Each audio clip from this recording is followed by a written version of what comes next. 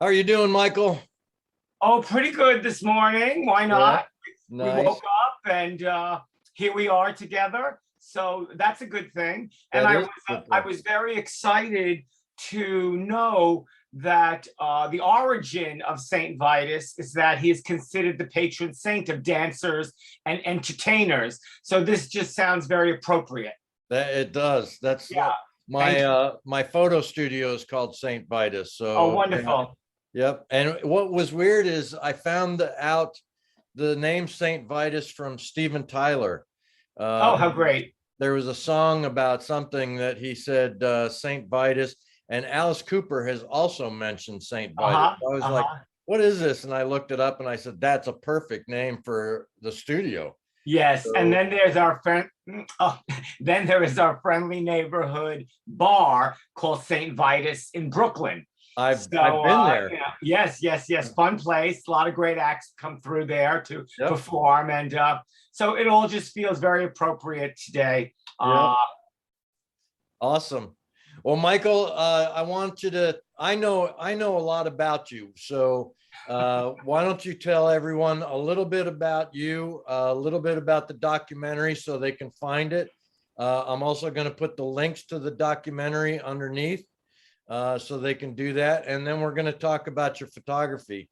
Uh, Sure. so as we go. Yep. So go ahead Okay. and tell everybody about a little bit about yourself. Okay, well, hi there, everybody. My name is Michael Alago. I've had a lot of practice at saying who I am, so sometimes I can get my entire life in, in 2 minutes. Nice. So, okay, here we go. I was born in Brooklyn, New York in 1959. I always knew I wanted to be in music.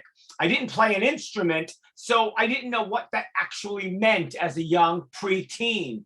I used to watch a lot of Dick Clark's American Bandstand and Don Cornelius's Soul Train and the Midnight Special. And I saw so many different types of artists on there, from Aretha Franklin to Todd Rundgren to Grand Funk Railroad to, John Denver, so my ears were open to a wide variety of music at a very young age. Fast forward, I am 19 years old now. Not now, but then.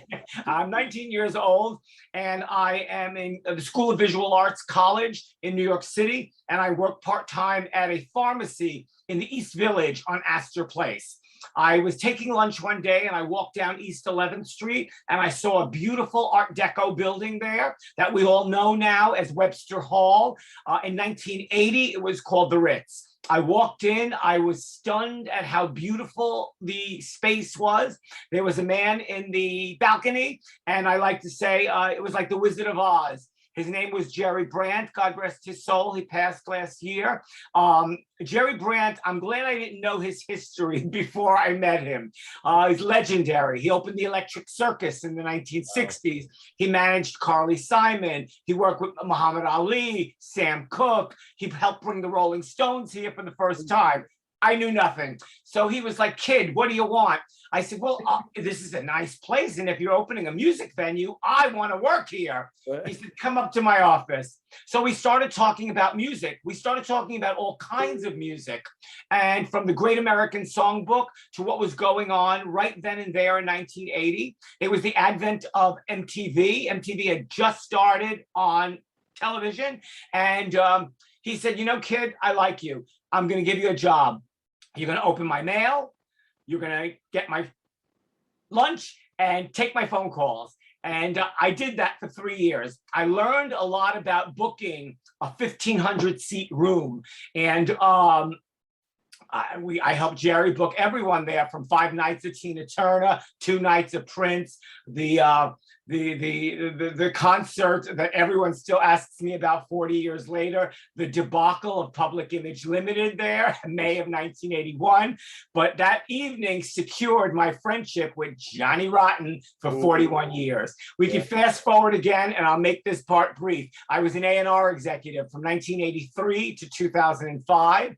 I signed everyone from Metallica and White Zombie to Nina Simone and Michael Feinstein and Swans.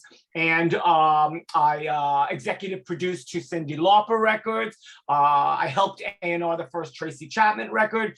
And the list goes on and on and on. Yeah. So I officially left the business after 25 years and I started taking photographs because I always loved pictures. I was a little bit of a nerd as a little kid. And whenever I went to somebody's home, I always asked them if I could see their photo book because I just loved to see what was going on, what those pictures were talking about. Because, you know, all pictures have some kind of a story, even if it's a snapshot. There's a reason you took that snapshot. So I always loved pictures. And when I left the business, I said, I'm going to take photographs. So I did kind of take pictures as a teenager too. I had a little plastic Kodak camera that I put in my pocket. So whenever I went to CBGB in Max's Kansas City, I would snap away. And sometimes the pictures came back from the pharmacy, a little discolored and stuff, but that was kind of like the beauty of it. Right. So all that to say, I started taking pictures and people were asking me, are you taking like concert pictures or rock and roll pictures? And I was like, no. I'm taking pictures of men that I like to see, prisoners, tattooed men, scarred men. And I did that for 3 books with Bruno Gemunder in Berlin. They published 3 books of mine. Nice. So that kind of went well. And now, to wrap it up, because I could go on forever. I'm working on a series of black and white portraits, all stuff backstage, and tattoos, musicians, friends, just people that I see that look interesting. And, you know, I take all of these photographs with my iPhone. I put away my Minolta, I put away my Nikon, I put away the Polaroid. And when I knew that the iPhone had all these applications, I went to a little app called Hipstamatic. And I found a black and white application that I like. And I take all my pictures with Hipstamatic. And then one day I wanted to print something like 30 inches by 30 inches. And I went, oh, this is not going to work.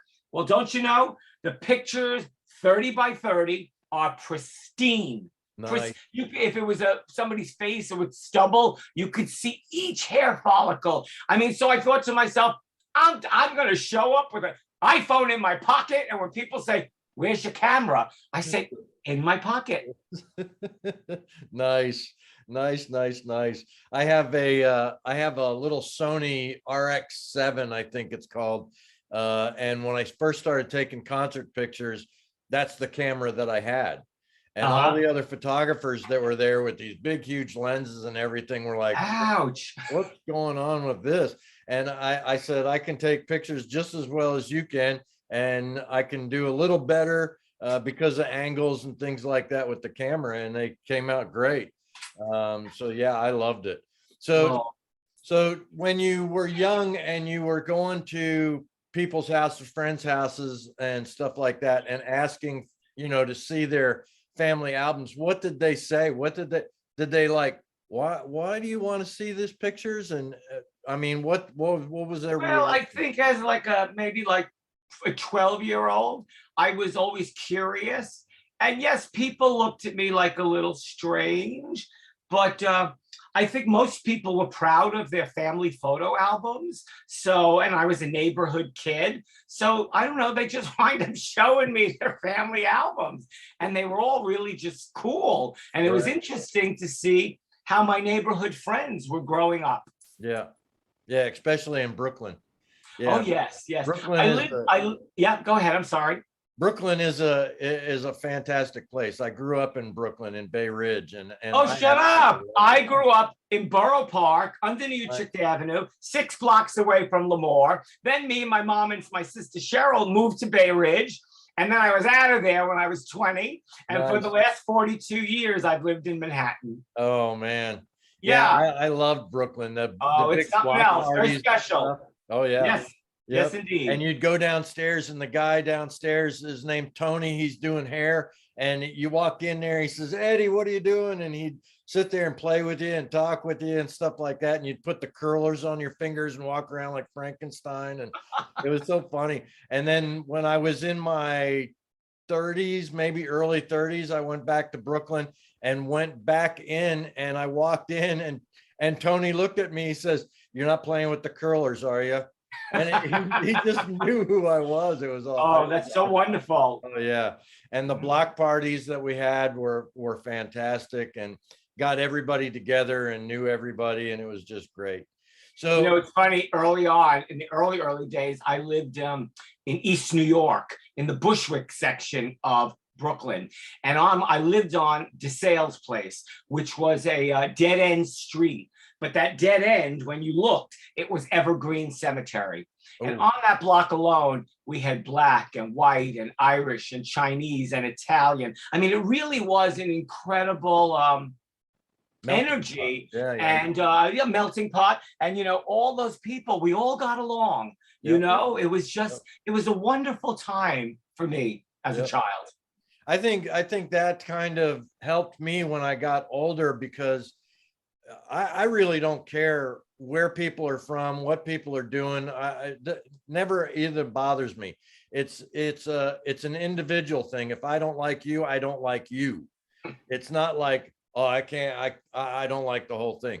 It never really bothered me. And it was really funny. Sometimes people say things like, Ed, you act a little different than everybody else. And I'm like, why is that? Is it because you don't care?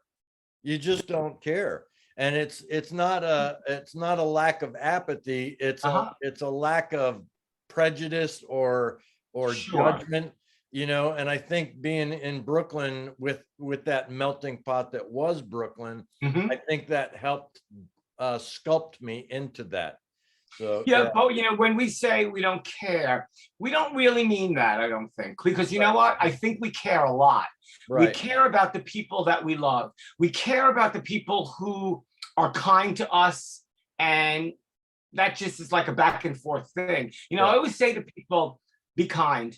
right, When you're kind, it's like a domino effect. It right, just affects so many people. And for me, you know, I always look on the positive side of things. And, you know, I have faith and I'm open to all the possibilities. And when you're open to all the possibilities, everything and anything can happen.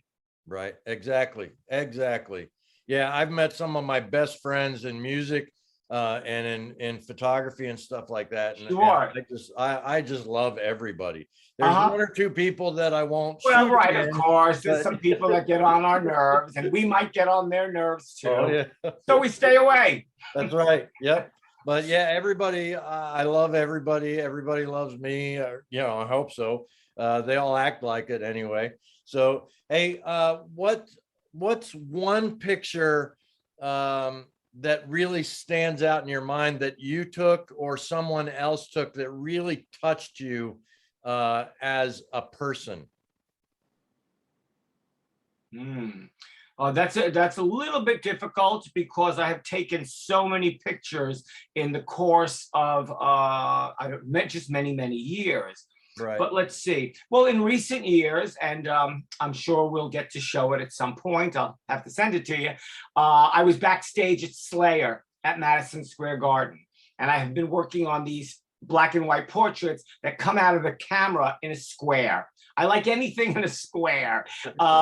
So I saw a woman backstage, and her name is Chris, and half of her face is all tattooed, and Wow. her neck.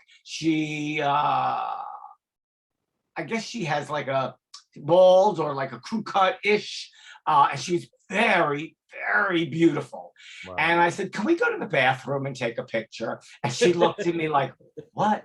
And everybody looked and said, "It's okay. It's Michael Alago." And she was like, okay. So we went to the toilet and I put her up against a wall. I took 6 frames, and believe it or not, she was into it and I was into it. And all 6 pictures came out great.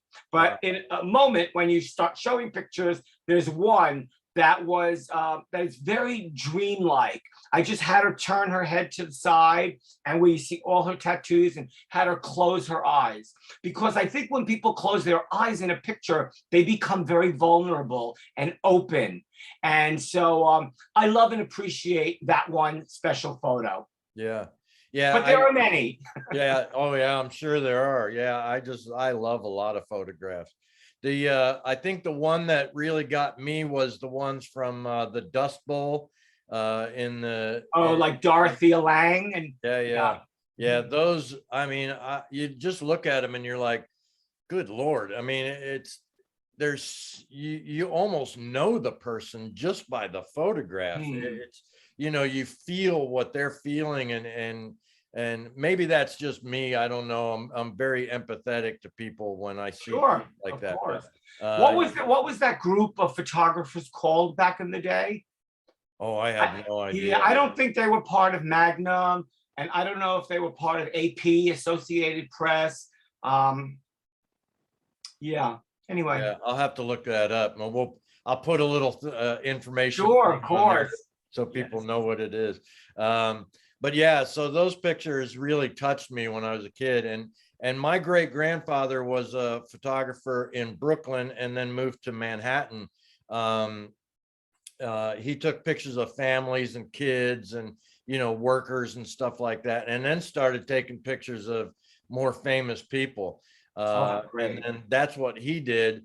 And my mother and my father were both photographers. My dad was an aerial Wow. photographer, and then I started taking pictures when I was a little kid, Mhm. trying to figure out composition and stuff like that. Sure.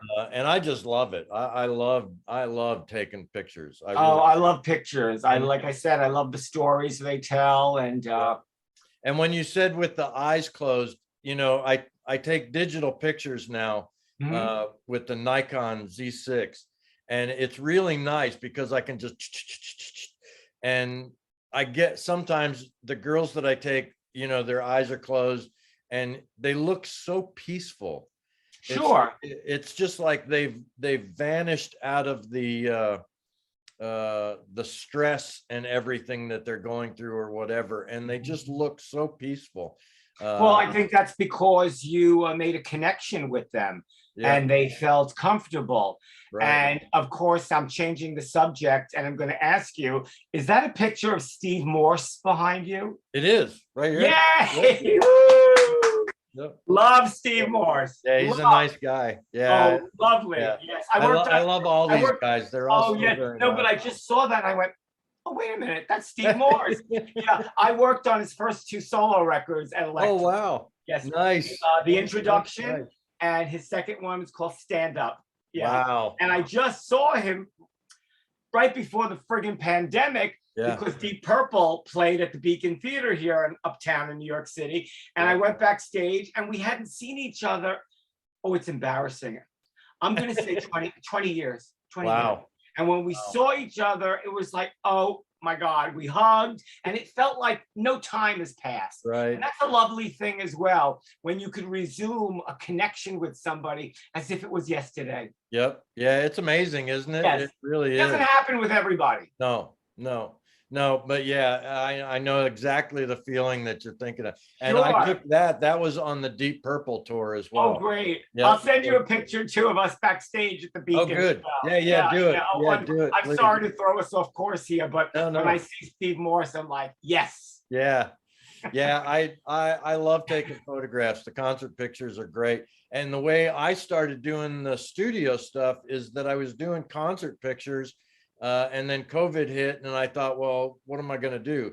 And luckily, I own a few businesses that kept me busy, but I still needed to take photographs. So I opened up the studio, I hear you. and just Well, everybody wanted their pictures done. So oh, good, good, and I good. just released a book, private book. What was it, in September? So I'm working on my second one now. Oh, well, what is the book called? Something? Yeah, it's called Beautiful People. Oh, wonderful. Yeah, Great. the Great. beautiful people. Inspiring title. Thank you. That's I'll it. have to, I'll pick it up. Can I find it on Amazon? I'll send you one. I'll send you one. Well, whatever. Okay, sign it and send it. I Sign will. it and send it. Yeah, I will. I was, I have a compromised immune system. So for many, many months during the beginning of COVID, beginning March 2020, I stayed home. I Right. watched too much MSNBC. It drove me crazy. Oh, And yeah. at some point, I didn't know if I was going to kick the friggin' television in or what, but I would stand up in front of the TV and I'd be like, what the F is going on here? And then after a while, I thought, very unhealthy. So Yeah, I yeah. stopped watching. I watched, like CNN, whatever, like maybe 1 hour a day. You get the Right. same news in the morning that you get at night. All that to say, I was home a lot. And, I was afraid to go out like all of us. There were mandates at some point in time, and specifically in New York City as well. So when there wasn't that mandate, I would take walks along the West Side Highway or down side streets where I knew nobody was Right. going to Walking be around. Yeah. right. Because Yeah. I needed that fresh air. I needed to be outside. I didn't want to just sit in my apartment all the time. So I don't know, maybe 6 months ago, 8 months ago, 9 months ago, I thought, I got to go out. I'm going to keep going out. So I did a little project called Art in the Time of Coronavirus. And they're my black and white square portraits, and everyone has some kind of face covering on. Right. And they're really beautiful pictures. And I got them printed in the Advocate in New York, and I got them printed in a publication in Paris. And it just also told me I was kind of doing the right thing at the right time. So yeah, so I kind of kept myself busy doing that. And now that the city has opened up a bit, people like to say, oh yeah, everything's going back to the new normal. No, there is no new normal. I hate those words. Right. So I like to think, and believe it or not, in 3 months, we're coming up to 2022. I like to believe that all of us will have some new beginnings and be inspired and all that good stuff. But having said that, when I am outside and with a group of people who I may know or not know, I do keep my face covering on. Thank God all this time I have been COVID negative. And, I've started going back to the theater on Broadway and Times Square. And, they check your card at the door and you have to leave your face covering on for the whole performance. And at first I was pissy about it. And then once the lights went down and the curtain goes up, you just get involved in the theater. And, I don't think about it anymore. It's protection for all of us. Yeah. And, nothing is 100%. Right. But, safety first. Right. Hey, I wanted to talk a little bit about the reason that I started this whole thing is because there are artists, musicians, and everybody included in the art world that have kind of gotten depressed because of COVID, and they can't do certain things, and they can't go out and play, shows and things like that. And I wanted to kind of inspire them to stick with what they're doing, because all of this at some point will end, or it will get to where we can go back to what we were doing prior. But right now we're losing a lot of artists and musicians because they're losing hope. And you're a perfect person to ask this question because you're so alive all the time. So what would you say to those people that are having problems with the depression and things like that? What would you say to them to inspire them to keep going? Well, I'm a person who always keeps a positive outlook because it doesn't pay to be negative. Now, of course, we live in a world where we have many ups and downs. That's just life. But I always tell people, if you're serious about what you're doing and you're in the arts, you have to continue doing it, because unfortunately, this COVID pandemic has set us all back. We've lost many loved ones, people that we see on social media, musicians, other people's family members. But you got to keep the faith. You have to keep your inspiration. You have to continue to be kind to other people. You have to continue to call people and just say, hello, how are you? You have to ask for help when you need help with anything, because when you ask for help and you're serious about it, you're going to get the help that you need, but you better be serious about it. So, keep the faith, keep your inspiration. If you're serious about whatever it is you do in or out of the arts, just keep doing it. And, we get to where we need to be at some point in time. And we all have to remember, we only have today. And, sometimes as corny as things like that sound, it's not corny. It's the truth. Edward, we only have each other right this minute in time. And I mean, God forbid something happens to us when this is over, this little half hour or whatever, this hour piece. But yeah, I keep in the moment as best I can because that keeps me, my energy alive.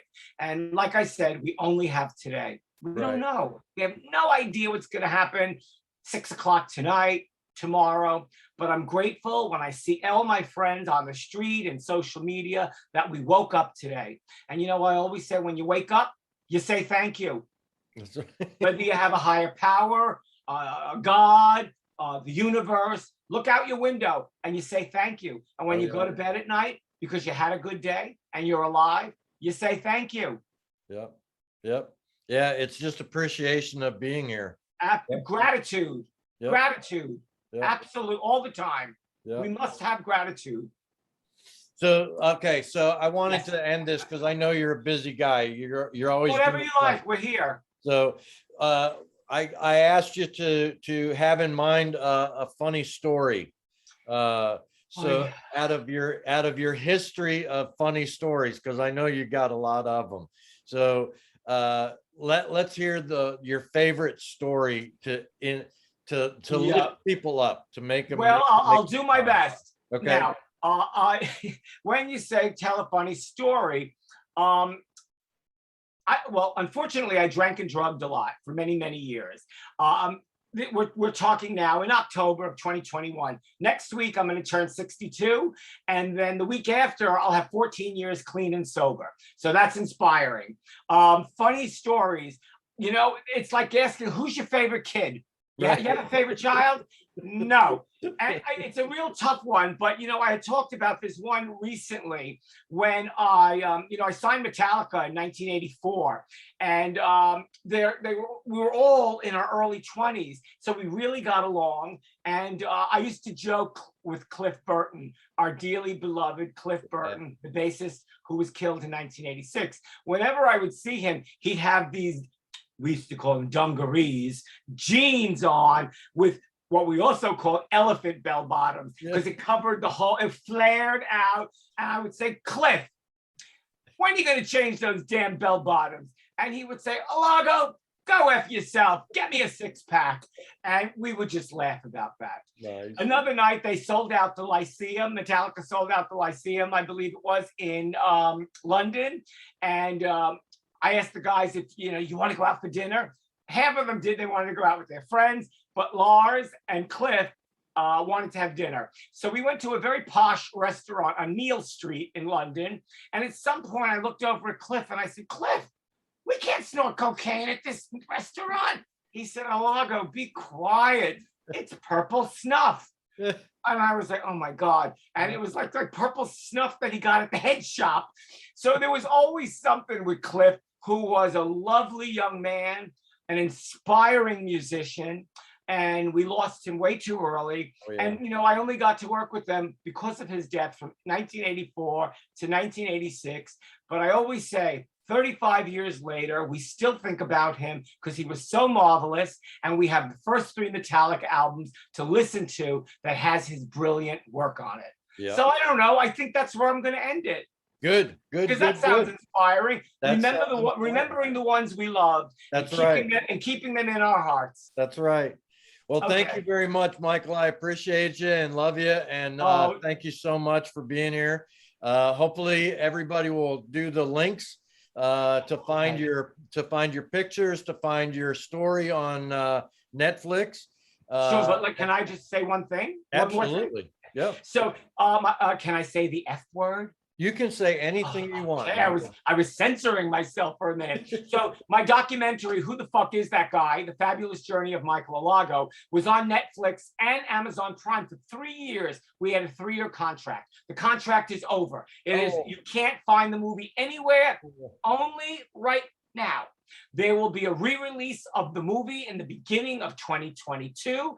I will put it on every platform known to man. Right now, I've been promoting my memoir. It's called I Am Michael Alago, Breathing Music, Signing Metallica, Beating Death. That's the Good. subtitle. So you Good. can find that, I Am Michael Alago, on Amazon.com. Awesome. And Awesome. I'll send you, awesome. when this is over, I'll send you pictures, I'll send you links, I'll send you everything. Good. Good. Good. Good. So I'll send you the trailer to the documentary as well. Oh, awesome. You're Yeah. awesome. Okay. Yeah, I absolutely love you, Michael. You're an Oh. awesome guy. Well, it's So, wonderful that we finally did this. yep. Thank you very much. And Oh, I my hope pleasure. everybody looks at all the links and everything and looks Michael up, Sure. because he's an unbelievable guy. He Thank you so really much. is. Thank So you. take care of yourself, and I will talk to you soon. Okay. Okay. All right. Love you, my friend. Thank Bye-bye. you. Bye-bye.